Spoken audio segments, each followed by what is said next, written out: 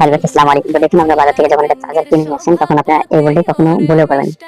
দেখেন যখন আমরা এমন একটা চার্জার কিনে নিয়ে আসি যে কোনো ব্র্যান্ডের হোক না কেন, দেখেন আপনারা প্রথমত এইভাবে খুলে নেন। খোলার পরে আপনি কি করেন, বাসে বের করে নেন। বের করে নেওয়ার পরে দেখেন আপনারা এটা খুলে নেন। এটা খুলে নেওয়ার পরে এই যে এখানে দেখেন যে একটা ওয়্যার রয়েছে, এবার একটা করে কিন্তু খুলে ছুঁড়ে ফেলে দেন। ছুঁড়ে ফেলে দেন কোথাও, কিন্তু আসলে এই ভুলটা কখনোই করবেন না, কারণ এটা কিন্তু ওয়ারেন্টি থাকে আপনি 6 মাস। দেখেন এখানে ওয়ারেন্টি দেওয়া আছে কত মাসের, এর ওয়ারেন্টি কার্ড দিয়ে দিয়েছে।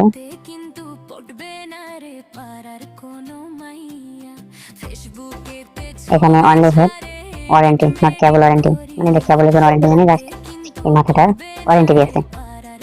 তো বিশেষ করে কিছু কিছু অনেক চার্জারে কিন্তু আপনার টোটালি চার্জারটাই ওয়ারেন্টি দিয়ে থাকে। সেক্ষেত্রে আপনারা যখন ওয়ারেন্টি খুলে দেন বা আপনারা যখন এই যে চার্জারটা টোটালি নিয়ে যান এর সহ, তখন দেখা যাচ্ছে যে আপনি বাড়ি নিয়ে আসলেন। বাড়ি নিয়ে আসার পরে আপনি যখন চার্জ দিলেন, চার্জ দেওয়ার পরে দেখলেন যে আপনার চার্জটা হচ্ছে না বা আপনার কাঙ্ক্ষিত যে রেজাল্টটা দিচ্ছে না। সেক্ষেত্রে আপনি যদি চার্জারটি পাল্টিয়ে আনতে চান, সেক্ষেত্রে কিন্তু আপনার এই বক্সটা আসতে লাগবে। এই বক্সটা কোনো মতেই ভাঙাবেন না, এনে অন্তত 2 থেকে 3 দিন, অথবা আপনার যদি ওয়ারেন্টি সম্পূর্ণ ওয়ারেন্টি শেষ না হওয়া পর্যন্ত আপনার এই বক্সটি এবং এই ওয়্যারটি কোথাও ফেলাবেন না। ফালালে কিন্তু আপনি কোনো মতেই পাবেন না। দেখেন এই ওয়ারেন্টির ক্ষেত্রে আপনার বক্সটি অবশ্যই লাগবে। এই বক্সটি ছাড়া, এগুলো হচ্ছে আপনি চার্জারটি আনার পরে আপনি জাস্ট চার্জারটি ইউজ করবেন, এগুলো ভালো একটি ভাবে সংরক্ষণ করে রাখবেন।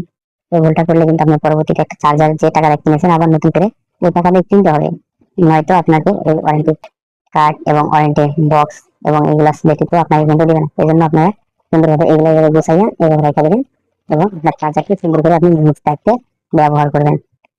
তো দেখুন এটা ফার্স্ট এভাবে সুন্দর করে দেখে নেবেন। দেখে